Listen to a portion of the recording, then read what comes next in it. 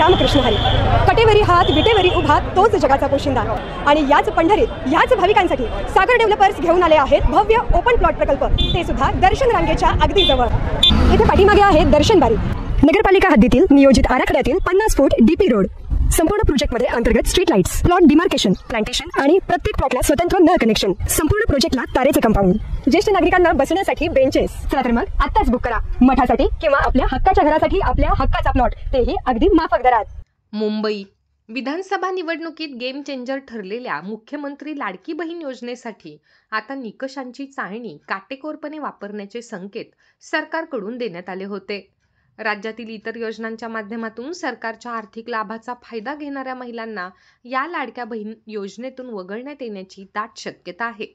सरकारच्या निकषाचा फटका शेतकरी महिलांना बसण्याची शक्यता असून जवळपास 20 ते 30 लाख महिला या लाडक्या बहीण योजनेतून वगळण्यात येण्याची शक्यता आहे. त्यामुळे सरकारच्या निर्णयाकडे सगळ्यांचे लक्ष लागले आहे. मुख्यमंत्री माझी लाडकी बहीण योजनेच्या पडताळणीत केंद्र सरकार आणि राज्य सरकारच्या शेतकरी योजनेचा लाभ घेणाऱ्या महिला अपात्र ठरण्याची भीती व्यक्त केली जात आहे.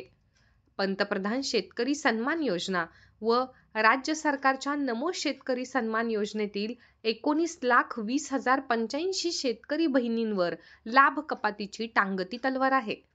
यामुळे सरकारी योजनांचा लाभ घेतलेल्या बहिणींसाठी ही योजना सुरू ठेवायची की नाही याचा धोरणात्मक निर्णय घेण्याची कसरत मुख्यमंत्री देवेंद्र फडणवीस यांच्या नेतृत्वातील महायुती सरकारला घ्यावा लागणार आहे.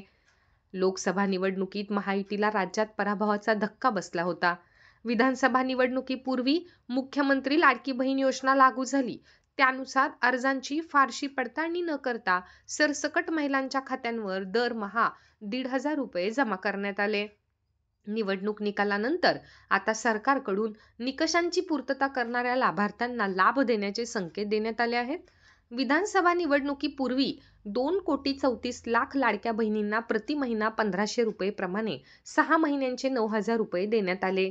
कोणत्याही निकषांची पडताळणी न करता ही रक्कम देण्यात आली. आता निवडणुकीनंतर सरकारी तिजोरीवरील भार कमी करण्यासाठी काटेकोर निकष लावण्यात येणार आहेत.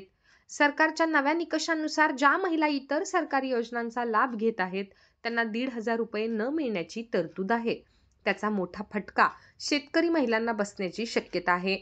शेतकरी सन्मान योजनेत सुमारे 20 लाख, राज्य शासनाच्या कृषी थेट लाभ हस्तांतरण ॲग्री डीबीटी योजनेतील 10,90,465 जणांना सरकारच्या निकषांचा फटका बसू शकतो.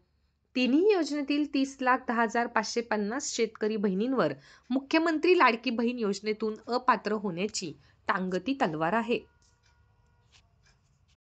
ताज्या घडामोडी पाहण्यासाठी आमच्या YouTube चॅनलवरील PVR म्हणजेच पंढरी वार्ता या न्यूजला सबस्क्राईब करा आणि शेजारील बेल आयकॉनवर क्लिक करा.